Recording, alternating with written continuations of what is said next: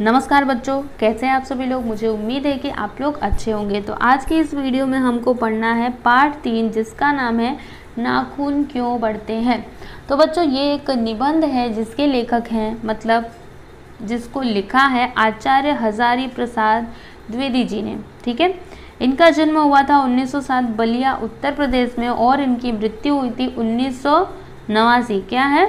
1989। समझ में आया? 1989 उत्तर प्रदेश में। ओके, और आगे क्या दिया है देखो इनका परिचय। द्विवेदी जी हिंदी साहित्य के मौलिक निबंधकार, उत्कृष्ट समालोचक एवं सांस्कृतिक विचारधारा के प्रमुख उपन्यासकार हैं।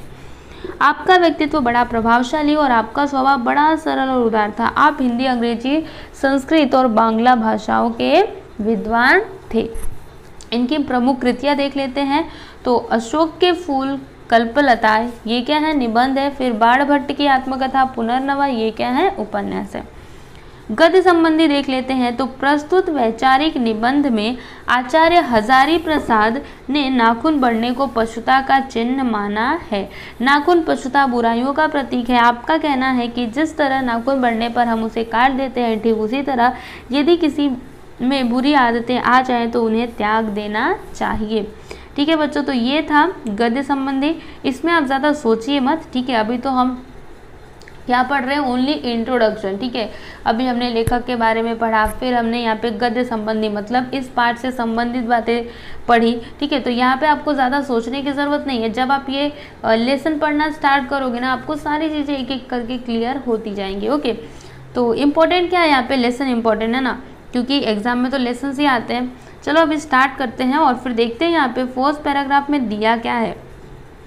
तो यहाँ पे जो हमारे लेखक जी हैं वो क्या लिखते हैं कि बच्चे कभी कभी चक्कर में डाल देने वाले प्रश्न कर बैठते हैं। अल्पज्ञ पिता बड़ा दयनीय जीव होता है। देखो, इतने का मतलब समझना, मैं आपको थोड़े थोड़े का मतलब समझाते जाऊंगी ताकि आपको कुछ भी डाउट ना हो, आपको ये अच्छे से समझ में आए। देखो, यहाँ पे लेखक जी लिखते हैं कि कभी कभी जो बच्चे होते हैं ना, ये चक्कर में डाल देने वाले प्रश्न पूछते हैं। जैसे अगर आपके घर पे भी बच्चे होंगे या फिर आप जब बच्चे होंगे तो आप अपने मम्मी पापा से, बड़े बड़े भाई बहन से ऐसे प्रश्न पूछते होंगे जो उनको आता ही नहीं होगा। ठीक है, वो पूरा एकदम चक्कर में डाल देते होंगे, क्योंकि उनको तो उसका आंसर पता ही नहीं होता ना। ठीक है, अभी भी अगर आपके घर में कोई छोटे बच्चे होंगे तो आप उनको देखना, वह ऐसे ही प्रश्न पूछते हैं, पापा पापा ये क्या होता है, वो क्या होता है। अब बेचारे पापा सब कुछ थोड़े ना ये बच्चों जैसा, मतलब उसने ऐसा सवाल पूछ लिया है, बेचारे पापा ने तो कभी पढ़ा नहीं, वो कभी सुना नहीं, तो अब कैसे एकदम दयनीय जीव जैसे हो जाते हैं। कैसे हो जाते हैं? दयनीय जीव, क्योंकि वो क्या है? अल्पज्ञ है, उनके पास उस चीज़ का तो ज्ञान ही नहीं है जो बच्चे ने पूछा है। समझ में आया आपको? तो यहाँ तक तो क्लियर हो गया। अब आगे देखो, मेरी छोटी लड़की ने जब उस दिन पूछ लिया कि आदमी के नाखून क्यों बढ़ते हैं तो मैं कुछ सोच ही नहीं सका। देखो, यहाँ पे लेखक जी अपनी बात करते हुए कहते हैं कि मेरी छोटी लड़की ने जब मुझसे पूछ लिया, क्या पूछा? कि पिताजी आदमी के नाखून क्यों बढ़ते हैं। तो लेखक जी लिख रहे हैं यहाँ पे कि तो मैं कुछ सोच ही नहीं सका। अभी इसका उत्तर तो किसी को भी नहीं पता, नाखून क्यों बढ़ते हैं, भाई बता दो, बताओ। तो ऐसे करके वो बेचारे सोच में पड़ गए। ठीक है, कुछ सोच ही नहीं सके। हर तीसरे दिन बढ़ जाते हैं। हाँ, नाखून, सही बात है। देखो, जैसे आप स्कूल जब जाते होंगे तब जो आपके टीचर्स हैं, ठीक है, क्या करते हैं? नाखून चेक करते हैं हर हफ्ते। और किसी दिन अगर आप काटना भूल जाते हो तो आपको इन नाखूनों पे बहुत गुस्सा आता होगा कि क्यों बढ़ते हैं, हमको बार बार काटना पड़ता है ना। तो इसी तरह से यहाँ पे दिया गया है कि हर तीसरे दिन क्या होता है? नाखून बढ़ जाते हैं ना, उनको काटो फिर बढ़ जाते हैं, काटो फिर बढ़ जाते हैं। अभी पूरा काट उठ के आप अच्छे से करोगे, एक हफ्ता बस रुको, फिर बढ़ जाएंगे। समझ में आ रहा है? काट दीजिए, वे चुपचाप दंड स्वीकार कर लेंगे। हाँ देखो, आप नाखून को काट दो, वे चुपचाप अपनी सज़ा को स्वीकार कर लेंगे। हाँ, हमने गलती की है, हमने बढ़ करके गलती की है, तो अब हमको सज़ा मिल रही है, वो चुपचाप स्वीकार करते हैं, कुछ नहीं कहते। लेकिन ये इतने निर्लज्ज होते हैं कि अपराधी की भांति छूटते ही, मतलब जब उनको छोड़ दिया जाए, जैसे अपराधी को छोड़ देते हैं तो वो जैसा का तैसा हो जाता है। ठीक है, जेल में तो बोलेगा हाँ मैं ये नहीं करूँगा, लेकिन जब उसको छोड़ो अपराधी को तो फिर वो अपराध करने लगता है। वैसे ही ये जो क्या होते हैं, नाखून होते हैं ना, ये चुपचाप दंड स्वीकार कर लेंगे। लेकिन जब इनको छोड़ा, तो ये अपराधी जैसे वही काम करता है, पहले वो अपराध करता था, अभी भी वो अपराध ही करेगा, ठीक है, छूटने के बाद। वैसे ये जो नाखून होते हैं ना, अपराधी के जैसे ही फिर से क्या हो जाते हैं, जैसे के तैसे हो जाते हैं, जैसे पहले थे वैसे ही हो जाते हैं। आखिर ये इतने बेहया क्यों है? बेहया मतलब क्या? जो कुछ भी बात को ना समझे, मतलब आप उसको कितना भी समझा लो, कितना भी कुछ भी कर लो, कितना भी मार लो, पीट लो, लेकिन वो करेगा तो अपना ही, ठीक है। बेहया मतलब ये होता है। तो ये जो नाखून होते हैं ये इतने बेहया क्यों होते हैं? क्यों नहीं किसी की बात सुनते? क्यों बार में बढ़ जाते हैं? हम इनको काटते हैं, ये बढ़ जाते हैं, हम इनको काटते हैं, बढ़ जाते हैं, ठीक है। तो ये था फर्स्ट पैराग्राफ में। आई होप कि आपको समझ आया होगा। चलो अब आगे देखो, आगे लेखक जी क्या लिखते हैं कि कुछ लाख ही वर्षों की बात है जब मनुष्य जंगली था, वन मानुष जैसा। देखो यहाँ पे कुछ लाख ही वर्षों की बात बताते हुए कहते हैं कि कुछ ही दिनों की बात है। दिनों मतलब लाख वर्षों, हाँ दिनों नहीं, कुछ लाख ही दिनों बोलेंगे तो मतलब दिन तो अभी जो गुजर रहे हैं उनको आप बोलने लगोगे, तो ये दिन नहीं, ठीक है। कुछ लाख ही वर्षों की बात है जब मनुष्य कैसा था? जंगली था, वन मानुष जैसा था, वन में रहने वाला था, ठीक है। उसे नाखून की ज़रूरत थी, और तब उस टाइम पे उसको नाखून की ज़रूरत थी, क्योंकि समझो अगर उसको कोई फल काटना है तो वो खाएगा कैसे? समझो पहले क्या होता था कि वो कुछ भी मतलब समझो उसको कुछ फाड़ना है, ठीक है, तो वो फाड़ेगा कैसे? क्योंकि उसके पास ना चाकू है, ना कैंची है, ना कुछ है, कोई हथियार नहीं, तो करेगा क्या बोलो?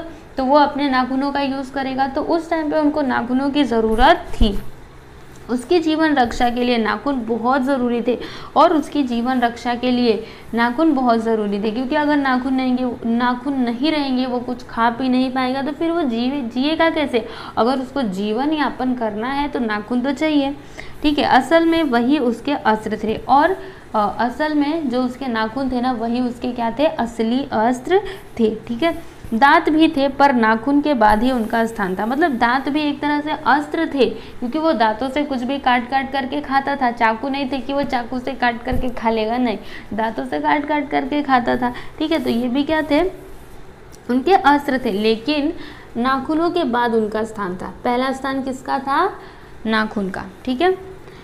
धीरे धीरे वह अपने अंग से बाहर की वस्तुओं का सहारा लेने लगा। फिर धीरे धीरे क्या होता है? जो मनुष्य है वो अपने अंग से बाहर, देखो जैसे मनुष्य क्या कर रहा था? पहले तो हाथ के नाखून का उपयोग कर रहा था, दांत का उपयोग कर रहा था, बराबर। अब वो धीरे धीरे जैसे जैसे समय गुजरता गया, उसने अपने बाहर मतलब अंग के बाहर से जो भी चीज़ें थी, वस्तुएं थी, ठीक है, उनको उपयोग में वो लाने लगा। समझ में आ रहा है?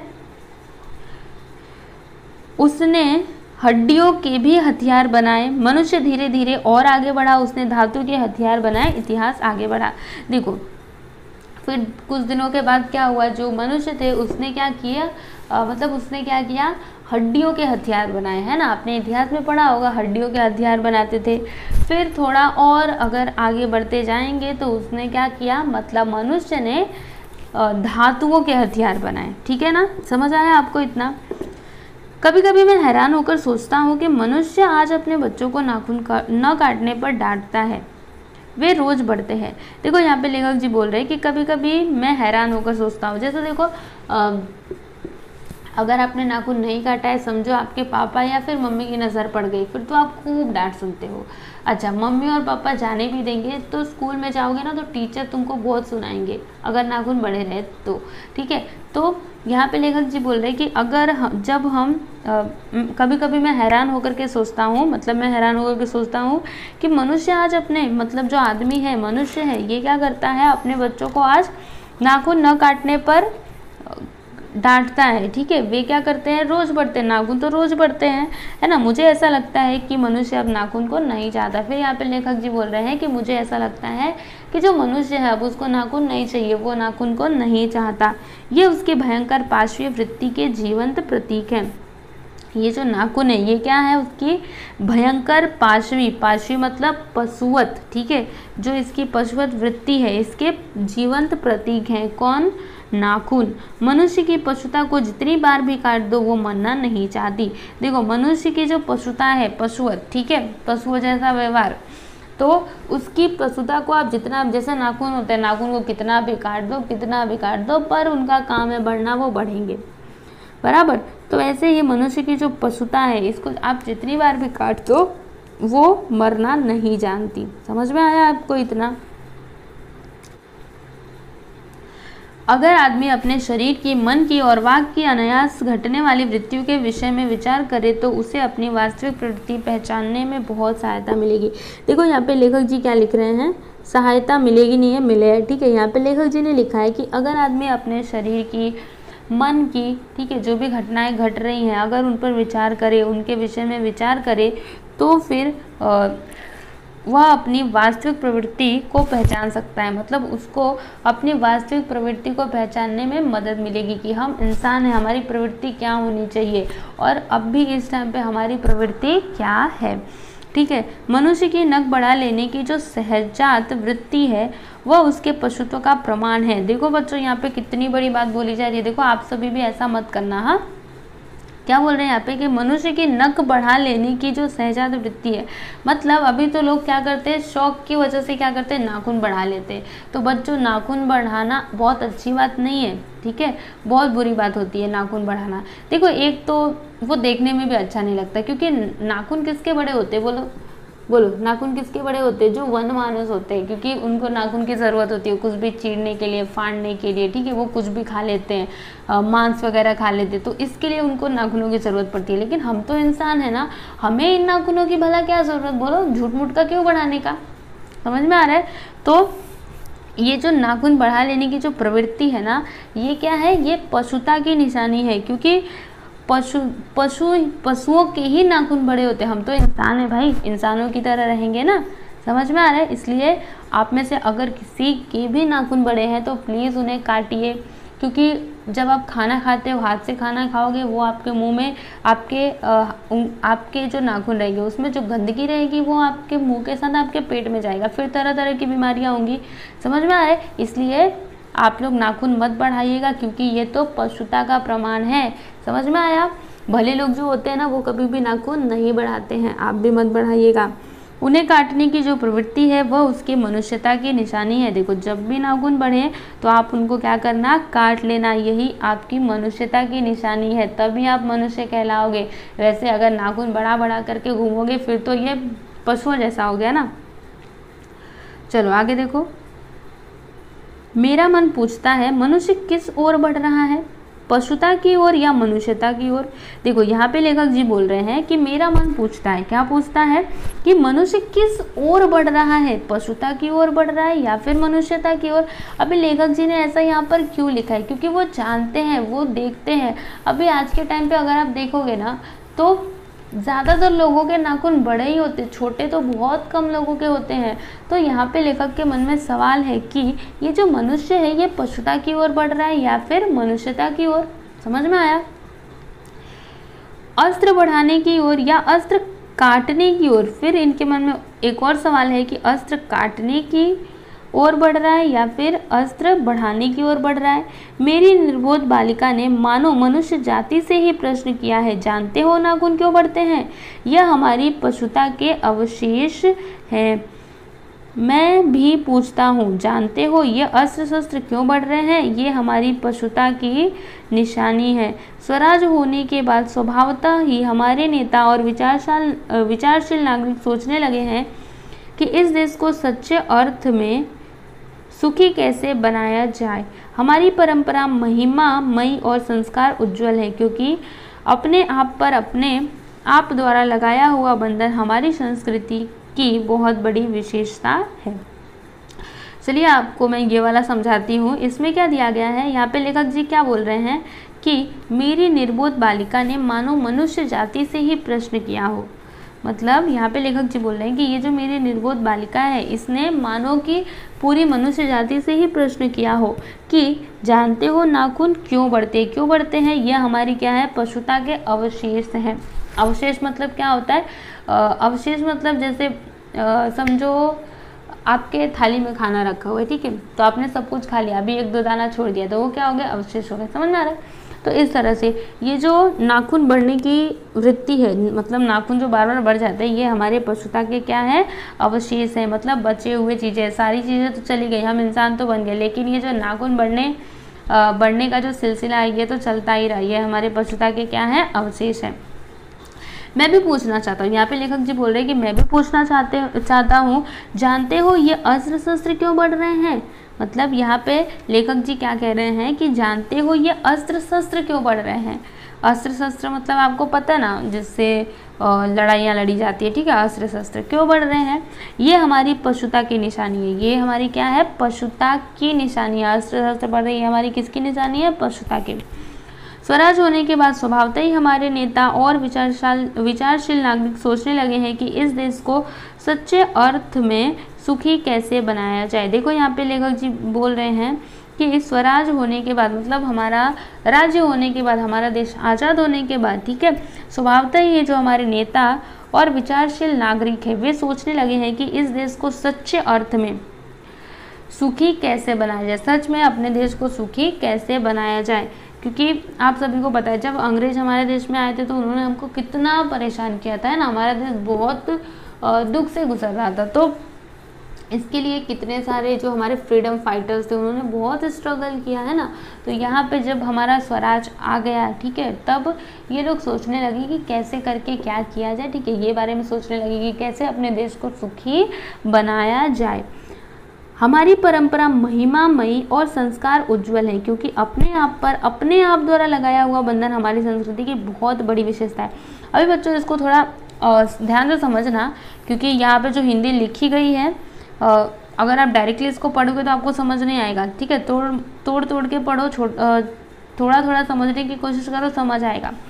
क्या लिखा है यहाँ पर कि हमारी परंपरा महिमामयी और संस्कार उज्जवल है। देखो हमारी परंपरा कैसी है बच्चों, महिमामयी। अभी महिमामयी मतलब क्या होता है,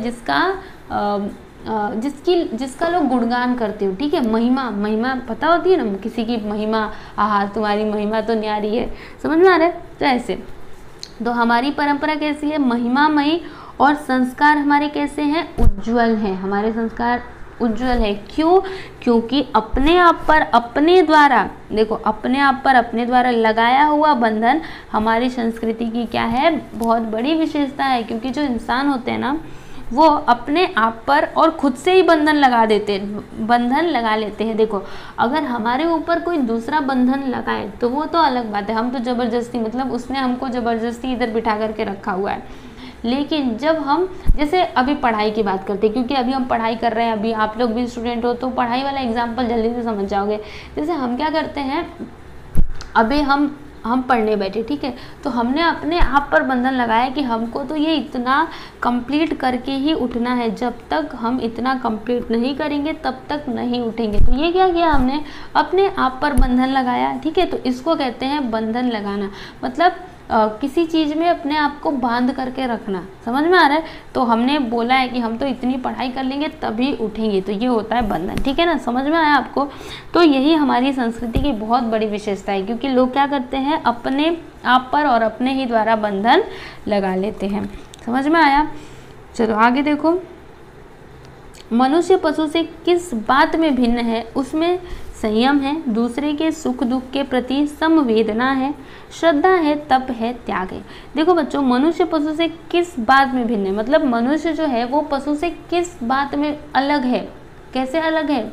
देखो यहाँ पर दिया गया है, उसमें संयम है। मनुष्य में क्या है बच्चों, संयम है। संयम मतलब क्या होता है, संयम मतलब मैं आपको कैसे बताऊँ, जैसे हम किसी चीज़ का वेट करते हैं ना, हम जैसे संयम का तो इंग्लिश वर्ड मुझे याद नहीं आ रहा, बट एक काम करो गूगल पे सर्च कर सकते हो, या फिर संयम मतलब तो आप में से कई स्टूडेंट्स होंगे जिनको समझता होगा, बट किसी किसी को नहीं समझता होगा, तो थोड़ा ट्राई करना, ठीक है, गूगल पे सर्च करने की, क्योंकि अभी इंग्लिश वर्ड मेरे दिमाग में नहीं आ रहा तो मैं आपको नहीं बता रही हूँ। उसमें क्या है, संयम है, ठीक है। दूसरे के सुख दुख के प्रति संवेदना है, मतलब जो मनुष्य है ना, अच्छा देखो अभी आपका फ्रेंड अगर दुखी होता है तो आप भी दुखी हो जाते हो, अगर कोई उसको दुख होता है, आपका वो आपके साथ है, आपका क्लासमेट है, आपके साथ पढ़ाई करता है, खेलता है, रहता है, तो जब वो दुखी होता है तो आप भी दुखी हो जाते हो। क्यों, क्योंकि हम क्या है, मनुष्य है ना, हमारे अंदर क्या है, संवेदना है, मतलब उसको जो पीड़ा हो रही है उसको हम समझ सकते हैं, समझ में आया। श्रद्धा है, और हमारे अंदर क्या है, हम मनुष्य हैं तो हमारे अंदर श्रद्धा है, तप है और त्याग है। समझ में आया? मनुष्य के अंदर क्या क्या है बताओ? संयम है, दूसरों के सुख दुख के प्रति क्या है? संवेदना। अगर आपका दोस्त खुश रहेगा आप भी खुश रहोगे, अगर वो दुखी रहेगा तो आप भी दुखी हो जाओगे।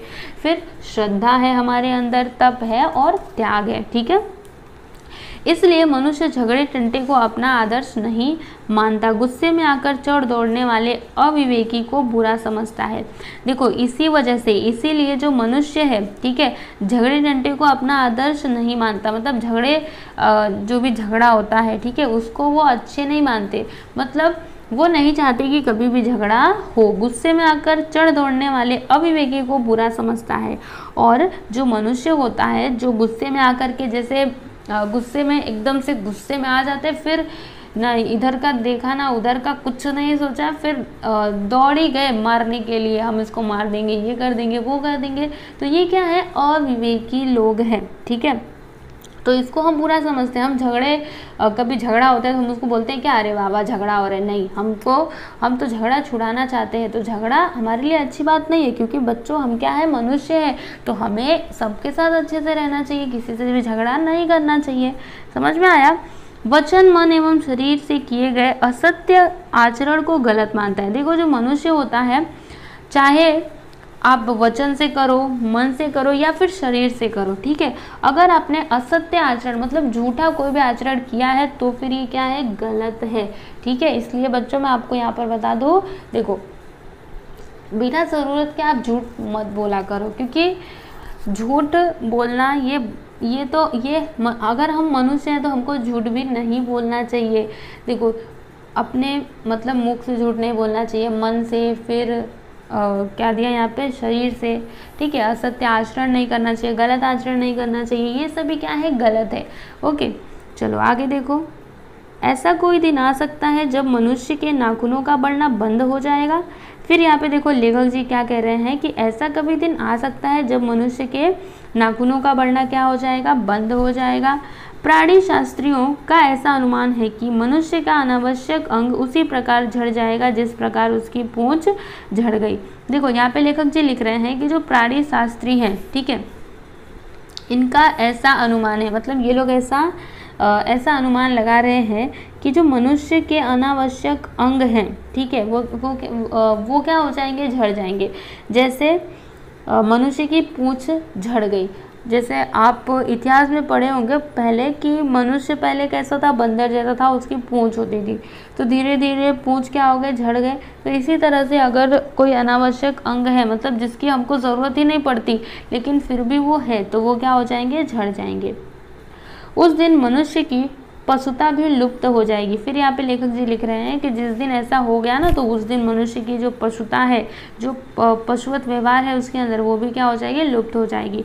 शायद उस दिन वह मरड़ा शस्त्रों का प्रयोग भी बंद कर देगा। और फिर यहाँ पे लेखक जी लिख रहे हैं कि शायद उस दिन वो क्या करेगा? मरड़ा शस्त्रों, मतलब जो भी शस्त्र है, ठीक है, मारने वाले, उनका प्रयोग भी वो क्या कर देगा? बंद कर देगा। नाखून का बढ़ना मनुष्य के भीतर की पशुता की निशानी है और उसे नहीं बढ़ने देना मनुष्य की अपनी इच्छा है, अपना आदर्श है। देखो बच्चों, नाखून का बढ़ना क्या है? मनुष्य के भीतर की पशुता की निशानी है। हम भी एक पशु के जैसे, ठीक है, मनुष्य के भीतर की पशुता की निशानी है क्या?